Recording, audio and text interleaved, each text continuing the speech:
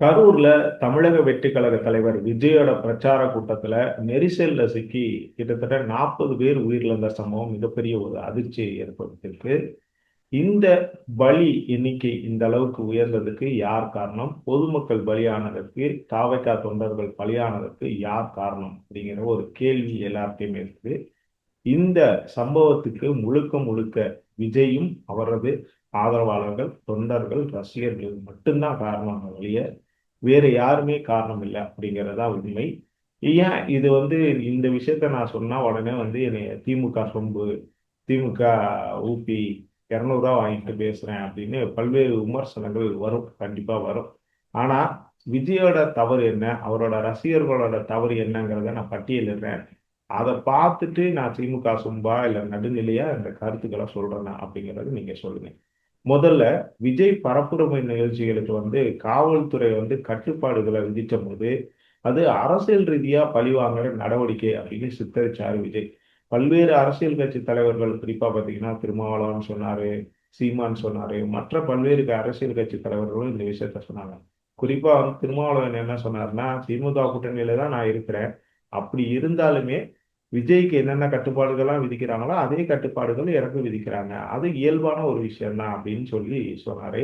ஆனா விஜய் இல்ல, இது பழிவாங்கும் நடவடிக்கை, அரசியல் ரீதியாக பழிவாங்கும் நடவடிக்கை அப்படின்னு சொல்லிட்டு சித்தரிச்சாரு. அது ஒரு மிகப்பெரிய ஒரு தவறு. அதுக்கப்புறம் இந்த அரசு பழிவாங்குது அப்படிங்கிற ஒரு கருத்தை விஜய் கட்சி தொண்டர்களிடம் விதைச்சனால காவல்துறை விதித்த கட்டுப்பாடுகள் எதையுமே விஜயோட ரசிகர்களும் சரி, தமிழக வெற்றிக் கழக தொண்டர்களும் சரி மதிக்கவே இல்லை. அது மிகப்பெரிய காரணம். அப்புறம் மின்சாரம் தாக்கி யாரும் இறந்துடக்கூடாது அப்படின்னு சொல்லிட்டு தான் முன்னெச்சரிக்கை நடவடிக்கையா திருச்சி, பெரம்பலூர்ல மின்சார துண்டிட்டாங்க. ஆனா அதை அது அரசியல் ஆக்குனாரு விஜய். இது நாங்க இதுல பண்ணோம், எங்களை திட்டமிட்டு எங்களோட பரப்புரையை தடுத்து நிறுத்துறதுக்காண்டி மின்சாரத்தை கட் பண்றாங்க அப்படிங்கிற மாதிரி விஜய் தன்னோட ரசிகர்கள்ட்ட, தொண்டர்கள்ட்ட பேசினாரு. அதுக்கு ஒருபடி மேல போயிட்டு பாத்தீங்கன்னா, நாகையில பிரச்சாரம் பண்ற போது அதே விஜய் தரப்பு என்ன பண்ணாங்கன்னா, மின்சாரத்தை துண்டிக்கணும் அப்படின்னு சொல்லிட்டு மனு கொடுத்தாங்க. ஏன்னா இந்த ரசிகர்கள், தொண்டர்கள் கரண்ட் கம்பம், கரண்ட் கம்பி இதுலலாம் ஏறுறாங்க அப்படிங்கிற ஒரு குற்றச்சாட்டின் அடிப்படையில அந்த பலி எண்ணிக்கை, விபத்துகள் எதுவும் ஏற்பட்டுறக்கூடாது அப்படிங்கிற ஒரு காரணத்தினால என்ன பண்ணாங்கன்னா, இந்த மின்சாரத்தை கட் பண்ணணும்னு சொன்னாங்க. ஆனா அதையே வச்சுக்கிட்டு என்ன பண்ணாரு, அரசை குறை கூறினாரு நடிகர் விஜய். அப்புறம் அதிக பொதுமக்கள் அதிகம் கூடுற இடங்களை பார்த்து அரசியல் கட்சிகளுக்கோ இவங்களுக்கோ யாருக்குமே அனுமதி கொடுக்கறது இல்லை வழக்கமாவே. இது பாத்தீங்கன்னா நகருக்கு வெளியில இருக்கிற ஒரு பெரிய மைதானத்துல தான் வழக்கமா இந்த மாதிரி கூட்டங்களுக்கு அனுமதி கொடுப்பாங்க. ஆனா அதையுமே என்ன பண்ணாருன்னா விஜய் அரசியல் பண்ணிக்கிட்டு அவர் அனுமதி கேட்ட இடங்கள் எல்லாமே பாத்தீங்கன்னா ரொம்ப குறுகலான வழிகள், இடங்கள்ல மட்டும் இல்லாம பொதுமக்களுக்கு ரொம்ப நெரிசல் இருக்கக்கூடிய ஒரு இடங்களா பார்த்து தான் விஜய் தரப்பு அனுமதி கேட்டாங்க. அதுக்கு குறிப்பா பார்த்தீங்கன்னா நகரோட மையப்பகுதி, முக்கிய பகுதிகளில் தான் என்ன பண்ணாங்க, அங்க இயல்பாகவே மக்கள் கூட்டம் கூடும். அந்த இடங்களை குறி வச்சு தான் என்ன பண்ணாங்கன்னா விஜய் தரப்பு அனுமதி கேட்டாங்க. இதனால தான் என்னன்னா நெரிசலான குறுகலான சாலைகள்னால என்ன வந்துச்சுன்னா இந்த மாதிரி இது கூட்டம் அதிகமா புடிச்சு அதுல பல்வேறு நெரிசல் ஏற்கனவே நெரிசல் ஏற்பட்டு காயம் ஏற்பட்டு இதெல்லாம் இருந்தாலும் அதெல்லாம் ஏற்காம என்ன பண்ணாரு விஜய் இந்த மாதிரி இனங்களை தொடர்ச்சியா என்ன பண்ணாருன்னா கூட்டம் நடத்துறதுக்கு, இந்த பிரச்சாரம் நடத்துறதுக்கு அனுமதி கேட்டாரு.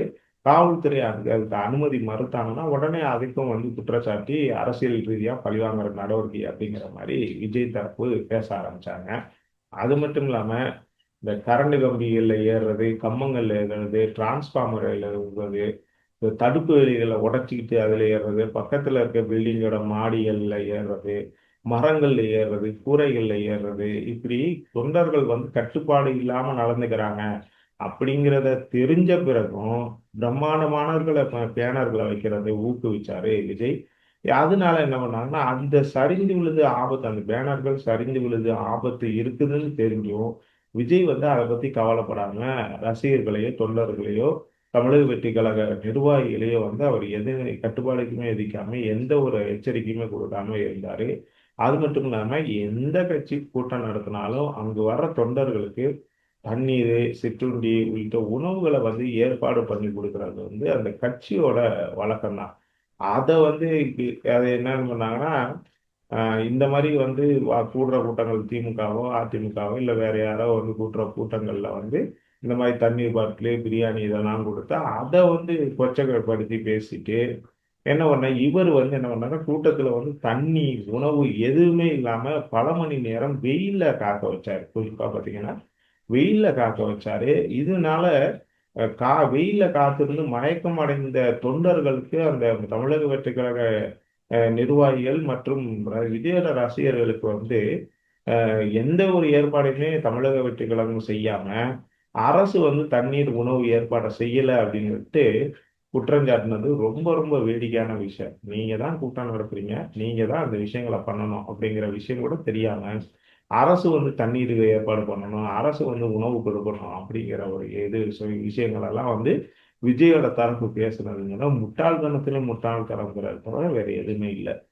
அது மட்டும் இல்லாம எந்த கூட்டத்துக்குமே விஜய் பார்த்தீங்கன்னா குறித்த நேரத்துக்கு வரவே இல்லை. குறிப்பா நாமக்கல் கூட்டத்துல வந்து இன்னைக்கு காலை நான் 8:45 மணிக்கு வந்து அங்க வந்து பேசுறதுக்கு அனுமதி வாங்கியிருந்தாரு.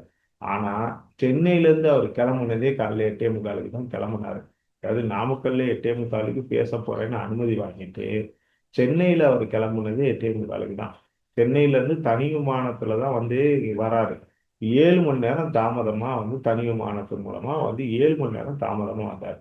ஸோ 7 மணி நேரம் தாமதம் வந்தனால என்ன பண்ணாரு, அதுக்கு அந்த கூட்டத்தை வந்து முடிச்சிட்டு, அதாவது நாமக்கல் கூட்டத்தை முடிச்சிட்டு அதன் பிறகு அதை விட அதிக நேரம் தாமதமா என்ன பண்ணாருன்னா கரூர் கூட்டத்துக்கு வந்தாரு. ஒரு குறிப்பிட்ட நேரத்தை வந்து சொன்ன பிறகு அந்த நேரத்துல வராம ஒரு மணி நேரம் 2 மணி நேரம் லேட்டான கூட போல 8 மணி நேரம் 9 மணி நேரம் லேட்டா வந்துட்டு தொண்டர்கள் வந்து சோர்ந்த அந்த வரும்போது என்ன பண்ணாங்கன்னா தொண்டர்கள் வந்து சோர்வடைந்து மயங்கர நிலைக்கு போயிடுறாங்க. இது வந்து என்னன்னா விஜய் தரப்பு திட்டமிட்டு ரசிகர்கள் நல்லா நிறைய கூட்டம் கூடணும், ரசிகர்கள் வந்து பல மணி நேரம் காத்திருந்து விஜயை பார்க்கணும் அப்படின்னு திட்டமிட்டே வந்து தாமதமா வந்து விஜய் வந்து தொடர்ச்சியா பண்ணிட்டு இருக்காரு அப்படிங்கிற ஒரு குற்றச்சாட்டும் இருக்குது. அது மட்டும் இல்லாம விஜய் கூட்டத்துல கர்ப்பிணி பெண்கள் குழந்தைகள் பங்கேற்க கூடாது அப்படின்னு சொல்லியும் விஜய் இது வந்து இது அவங்க வந்து பங்கேற்காம இல்ல. இந்த விவகாரத்துல நீதிமன்றமே தலையிட்டு இனிமே வந்து விஜய் கூட்டத்துல வந்து பெண்களோ கர்ப்பிணிகளோ குழந்தைகளோ பங்கேற்க கூடாது, அப்படி மீறி பங்கேற்று ஏதாவது நடந்துச்சுன்னா அதுக்கு விஜய் தான் பொறுப்பு அப்படின்னு நீதிமன்றமே சொன்ன பிறகும் கரூர்ல குழந்தைகள் வந்ததுக்கு யார் காரணம் அப்படின்னா விஜயும் அவரோட ரசிகர்கள் மட்டும்தான் காரணம் இல்லையா, வேறு யாரும் காரணமே இல்லை. ஏன்னா நீதிமன்றம் சொல்லிட்டாங்க, பெண்கள் கர்ப்பிணிகள் குழந்தைகள் வந்து இந்த கூட்டங்களுக்கு கூட்டு வராதீங்க அப்படிங்கிற மாதிரி இது சொன்னாங்க. விஜய் தரப்பு அதை சொன்னாலுமே அதை வந்து ரசிகர்கள் தொண்டர்கள் கேட்காததான் இந்த உயிரிழப்புக்கு முக்கியமான காரணம் அப்படின்னு சொல்லப்படுது. அது மட்டும் இல்லாம விஜய் மாநாட்டுக்கு வந்த மாநாட்டுக்கோ இல்ல கூட்டங்களுக்கோ வந்த தொண்டர்கள் எங்கேயாவது இறந்து போயிட்டா அவங்களுக்கு வந்து உடனடியா இரங்கல் சொல்ற வழக்கம் வந்து விஜய் கிட்ட இல்லவே இல்லை. அவர்கிட்ட வந்து ஒரு பொறுப்பற்ற தன்மை தான் தொடர்ச்சியா இருந்துகிட்டு இருக்கு. ஏன் அப்படின்னு பாத்தீங்கன்னா இந்த கரூர்ல வந்து பாத்தீங்கன்னா வந்து ஒரு கூட்ட நெரிசல்ல சிக்கி இவ்வளவு பேர் உயிரிழந்துட்டாங்க.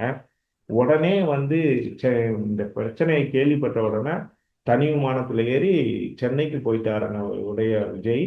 அங்க இருந்து தன்னோட ரசிகர்களுக்கு தன்னோட தொண்டர்களுக்கு என்னாச்சு அப்படின்னு கூட பார்க்காம என்ன பண்ணாரு, அந்த இரங்கல் அங்க உடனடியா ஸ்பாட்ல இரங்கல் தெரிவிக்கிறதோ இல்ல வந்து தன்னோட ரசிகர்களோட போயிட்டு கூட நிக்கிறதோ இல்ல வந்து தொண்டர்களோட கூட நிக்கிறதோ இல்லாம வேக வேகமா என்ன பண்ணாரு, தன்னோட தனி விமானத்துல புறப்பட்டு சென்னை போயிட்டாரு. சென்னை போனதுக்கு அப்புறம் என்ன பண்ணாரு, ட்விட்டர்ல போடுறாரு என்னோட இதயம் நொறுங்கி விட்டது அப்படின்னு சொல்லிட்டு. இது வந்து பொறுப்பற்ற தன்மை தான் தவிர வேற ஒண்ணுமே இல்லை. ஏன்னா கரூர்ல இவ்வளவு பெரிய துயரம் நடந்துக்கிறோம் களத்துக்கு செல்லாம திருச்சியில கரூர்ல தான் இருக்க முடியலன்னா கூட திருச்சியில தங்கியிருந்து கூட என்னென்ன மீட்பு நடவடிக்கையில என்னென்ன நடக்குது, மீட்பு நடவடிக்கை என்ன நடக்குது அப்படின்னு மாவட்ட நிர்வாகிகள் மற்ற நிர்வாகிகளை வந்து தூண்டி விட்டு இது பண்ணி அவங்கள வந்து என்ன விஷயம் நடக்குது என்னன்னு பாருங்க அப்படிங்கிற ஒரு இது கொடுக்காம எனக்கு என்ன அப்படின்னு சொல்லிட்டு தனி விமானத்துல வந்து அவர் சென்னை போனதுங்கிறது அது ஏற்றுக்கிறவே முடியாத ஒரு விஷயமா இருக்குது. அதே நேரத்துல என்ன பண்ணாங்கன்னா, பிரதமர், முதலமைச்சர் அப்படி முக்கிய உள்ள தலைவர்கள் எல்லாருமே வந்து இரங்கல் தெரிவிச்ச பிறகுதான் விஜய் வந்து ட்விட்டர்ல இரங்கல் தெரிவிக்கிறாருங்கிறது. அது என்ன சொல்றேன்னு எனக்கு தெரியல. அது மட்டும் இல்லாம முதலமைச்சர் இப்ப வந்து இரவோட இரவா கரூர் வராரு. எதிர்க்கட்சி தலைவர் எடப்பாடி பழனிசாமி கரூர் வராரு. துணை முதலமைச்சர் உதயநிதி ஸ்டாலின் கரூர் வராரு. அண்ணாமலை பாஜக முன்னாள் மாநில தலைவர் அண்ணாமலையும் இப்ப இது வராரு, கரூர் வராரு. இந்த மாதிரி பல்வேறு அரசியல் கட்சி தலைவர்கள் வந்து கரூருக்கு வரும்போது கரூர்ல கூட்டம் நடத்திட்டு ஒரு மிகப்பெரிய வந்து ஒரு அசம்பாவிதத்தை ஏற்படுத்திட்டு எந்த ஒரு பொறுப்புமே இல்லாம இவர் மட்டுமே வந்து சென்னை கிளம்பி போனதுங்கிறது ஏத்துக்கிறவே முடியாது.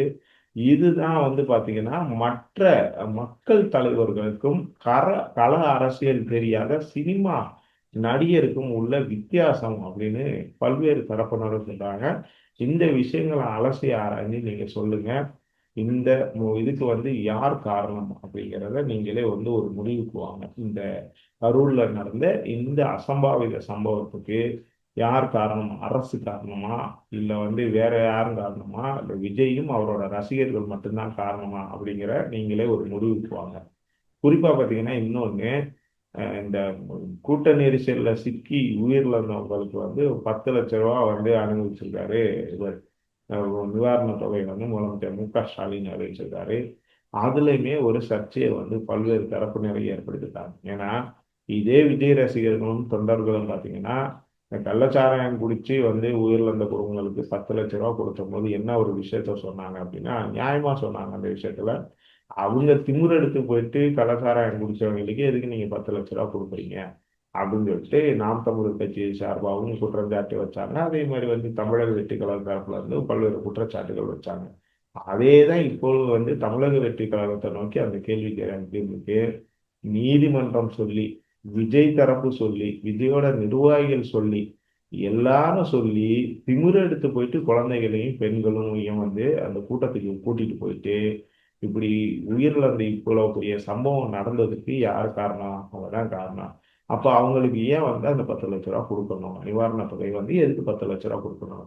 இந்த கள்ளச்சாராயம் குடிச்சு திமிர எடுத்து போயிட்டு கள்ளச்சாராயம் குடிச்சு உயிரிழந்தவங்களுக்கு எதுக்கு 10 லட்சம் ரூபாய் இது கொடுக்கணும் அப்படின்னு கேட்ட அதே கேள்விதான் நீதிமன்றம் சொல்லி, காவல்துறை சொல்லி, அரசு சொல்லி, விஜயே சொல்லி கேட்காம திமிர எடுத்து போயிட்டு குழந்தைகளையும் பெண்களையும் கூட்டிட்டு போயிட்டு இது பண்ணீங்க. அவங்களுக்கு எதுக்கு நிவாரண தொகை கொடுக்கணும்? விஜய் தரப்பு என்ன கேட்டாங்களோ அதே விஷயத்தை இப்போ மற்ற கட்சியினர் மற்ற தரப்பினர் வந்து கேட்க ஆரம்பிச்சிருக்காங்க. அது மட்டும் இல்லாம இனிமே விஜய்க்கு வந்து எங்கேயுமே வந்து பாத்தீங்கன்னா கூட்டம் நடத்துறதுக்கு அனுமதியை வழங்கக்கூடாது. அப்படியே அனுமதி வழங்கினா ஏதாவது நகரத்துக்கு வெளியில ஏதாவது ஒரு பொட்டல் காடுல ஏதாவது ஒரு இடத்துல அனுமதி கொடுங்க. நகரத்துக்குள்ள வந்து என்ன விதமான அனுமதியும் கொடுக்காதீங்க அப்படிங்கிற மாதிரி இருக்கு. அது மட்டும் இல்லாம விஜய் வந்து ஒரு குறிப்பிட்ட நேரம் சொல்லி அந்த குறிப்பிட்ட நேரத்துக்குள்ள வந்து விஜய் வந்து அந்த இடத்துல வந்து பேசல அப்படின்னா உடனடியா அங்க கூடியிருக்கிற ரசிகர்களை வந்து தடியணை நடத்தி கலைச்சி விட்டுட்டு விஜய் அங்க பேசுறதுக்கு அனுமதிக்கப்பட்ட நேரத்தை தவிர பேசுறதுக்கு அனுமதி வழங்கக்கூடாது அப்படிங்கிறதா ஒரு கோரிக்கையா இருக்குது. இந்த விஷயத்தெல்லாம் வந்து அரசு வந்து கவனத்துல கொள்ளணும். அது மட்டும் இல்லாம நீதிமன்றம் சொல்லியும் அதை மீறி சில விஷயங்களை வந்து விஜய் செஞ்சிருக்காரு. அந்த இது இப்ப நீதிமன்றம் சொன்னபடி வந்து இந்த குழந்தைகள் பெண்கள் உயிரிழந்ததுக்கு பொறுப்பு வந்து விஜய் தான் பொறுப்பேற்கணும் அப்படிங்கிறனால அவர் மேல கடுமையான நடவடிக்கை எடுக்கணும் அப்படின்னு நீதிமன்றமும் தலையிட்டு கடுமையான நடவடிக்கை எடுக்கணும் அப்படிங்கிற ஒரு கருத்து வந்து எல்லாருமே சொல்றாங்க. இந்த விவகாரத்துல நீங்க என்ன சொல்றீங்க அப்படிங்கிறத கமெண்ட்ல சொல்லுங்க.